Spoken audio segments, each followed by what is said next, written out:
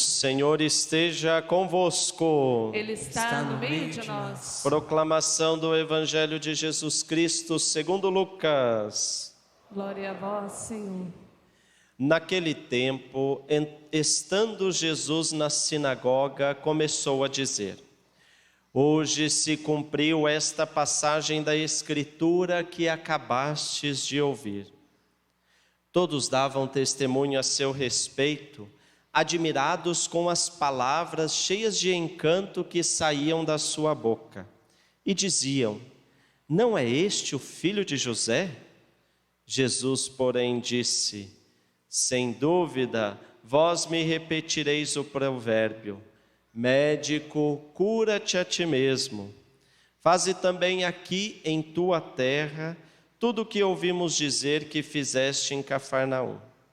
E acrescentou: Em verdade eu vos digo que nenhum profeta é bem recebido em sua pátria. De fato, eu vos digo, no tempo do profeta Elias, quando não choveu durante 3 anos e 6 meses, e houve grande fome em toda a região, havia muitas viúvas em Israel. No entanto, a nenhuma delas foi enviado Elias, senão a uma viúva que vivia em Sarepta, na Sidônia. E no tempo do profeta Eliseu havia muitos leprosos em Israel. Contudo, nenhum deles foi curado, mas sim Naamã, o sírio. Quando ouviram estas palavras de Jesus, todos na sinagoga ficaram furiosos, levantaram-se e o expulsaram da cidade. Levaram-no até o alto do monte sobre o qual a cidade estava construída, com a intenção de lançá-lo no precipício. Jesus, porém, passando no meio deles, continuou o seu caminho. Palavra da salvação. Glória a vós, Senhor. Queiram se assentar, irmãos e irmãs. A palavra de Deus de hoje nos fala sobre profeta. O que é um profeta? É aquele que, conforme nos lembra a primeira leitura do profeta Jeremias, desde o ventre materno já foi escolhido por Deus, preparado para assumir esta missão de profeta. Mas em que consiste essa missão? Profeta, guardemos bem a definição, é aquele que sabe ler e aprender com o passado, que faz uma interpretação iluminada pela palavra, iluminada por Deus do presente, e então lança pistas, caminhos, aponta direção para o futuro. Aprende com o passado, tem um olhar atento para o presente, e iluminado por Deus e pela palavra, indica um caminho para o futuro. Este é o profeta. Por que eu quero ressaltar isso? Porque muitas vezes, de modo geral, a gente confunde profeta ou profecia, o dom da profecia, com o simples dom da adivinhação. Fulano tem o dom da profecia. Ele me disse que vai acontecer isso comigo no ano passado. No ano que vem. Cuidado, muito cuidado. Porque às vezes, fazendo um uso equivocado disso, muita gente tem falado bobagem, desculpa falar, bobagem, fruto da sua cabeça, que não tem nada de profecia iluminada por Deus. Profeta, portanto, não é um adivinho, não é alguém mágico, é alguém que, cheio da palavra de Deus, aprende com o passado e aí indica um caminho para o futuro.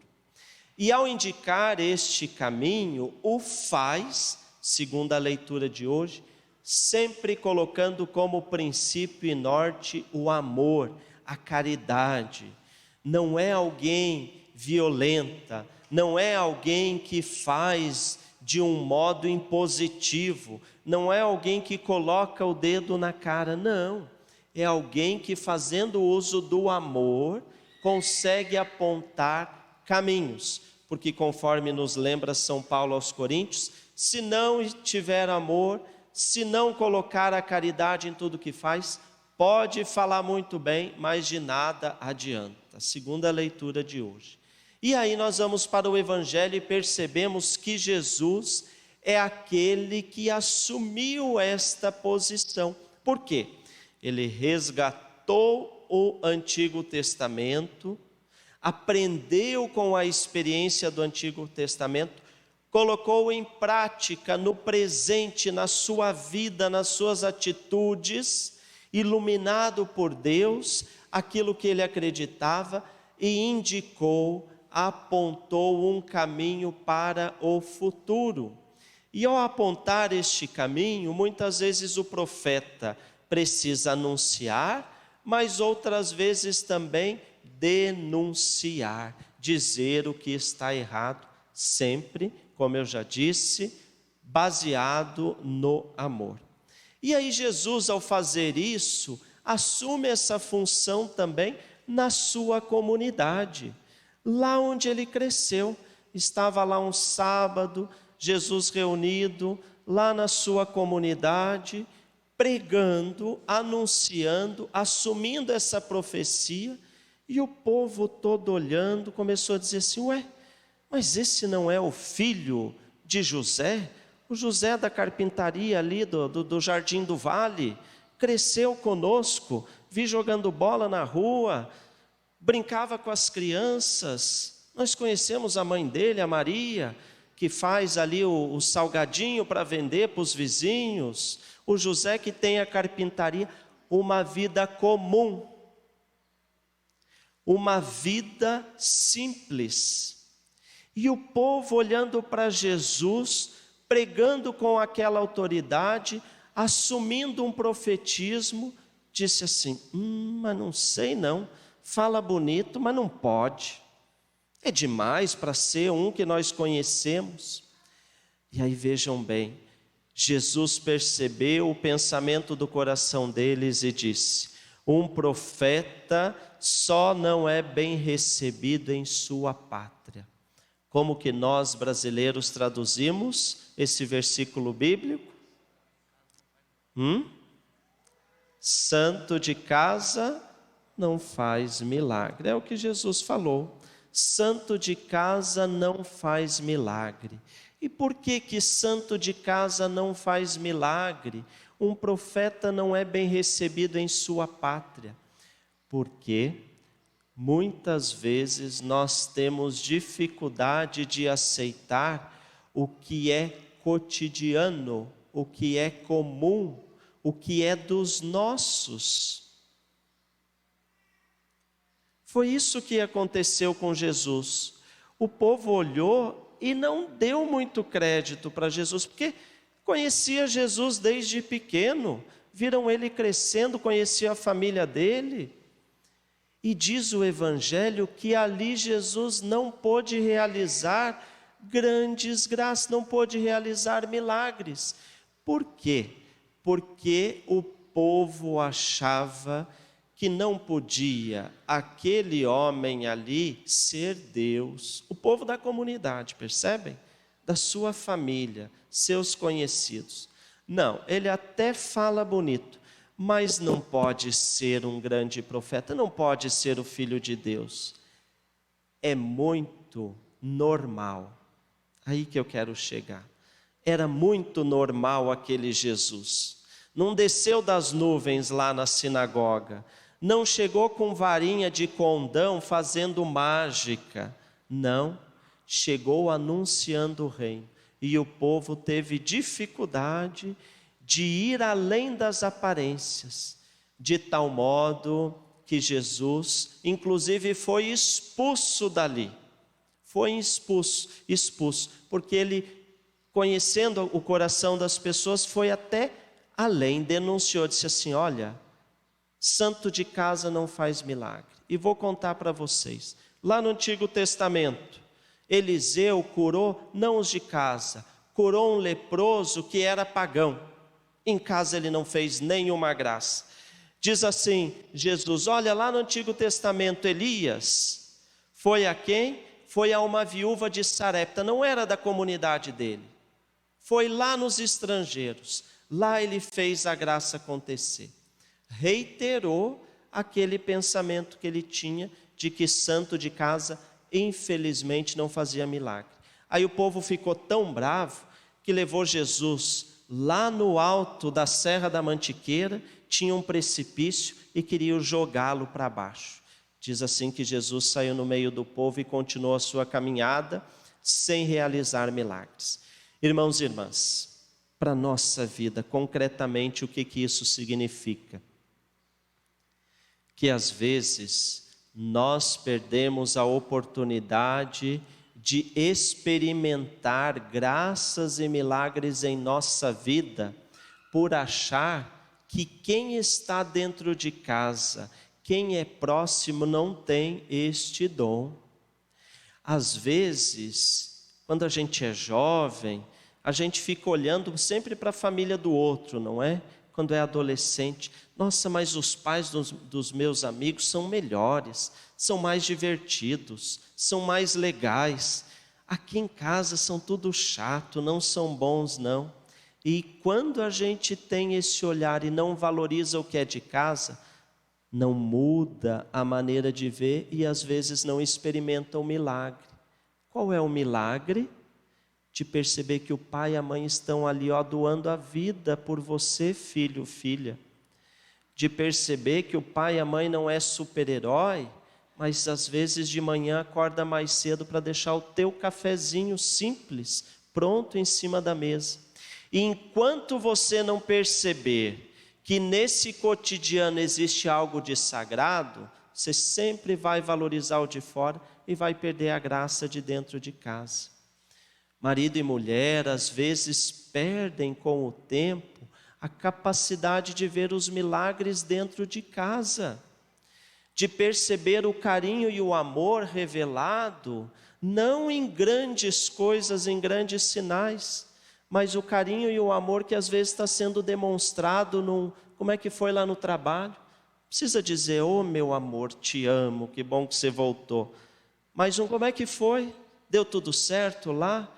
E aquele problema conseguiu resolver? Se a gente não percebe esses pequenos sinais de amor, de cuidado e de carinho, a gente sempre vai achar que o casamento do outro é melhor, que aquele casal tem mais amor, e às vezes não percebe o santo de casa que está realizando o milagre todo dia e a gente está com os olhos fechados. Se a gente não aprender com isso, a gente vem para a igreja, reza, faz a nossa devoção, mas está sempre imaginando que lá, aquela outra comunidade é melhor. Se eu pudesse sempre estar lá com aquele padre, lá naquela paróquia. E esquece que aqui no dia a dia nosso, na nossa simplicidade franciscana, acontece o milagre do bom dia, seja bem-vindo, uma celebração bem preparada, pequenos gestos de carinho e de acolhida que somente quem valoriza santo de casa experimenta o milagre. Quem fica sempre achando que o tempero do vizinho é melhor, que a grama do vizinho é mais verde, que a família do outro é melhor, não experimenta essa santidade cotidiana, esses milagres acontecendo. Para concluir, outro dia, final do ano passado, fui presidir uma missa lá em Cunha, e aí falei de Frei Galvão, mas falei bem pouquinho, porque na minha cabeça, imagina, Frei Galvão aqui da região, com certeza é conhecido. Terminou a missa, o padre falou assim, Frei, ainda bem que você falou de Frei Galvão, porque o povo aqui não conhece muito. Eu disse, capaz, padre, aqui do lado. Aí falei das pílulas, várias pessoas depois da missa, Frei, eu não sabia dessa história das pílulas de Frei Galvão, posso ir lá buscar? Santo de casa, e às vezes nós não valorizamos.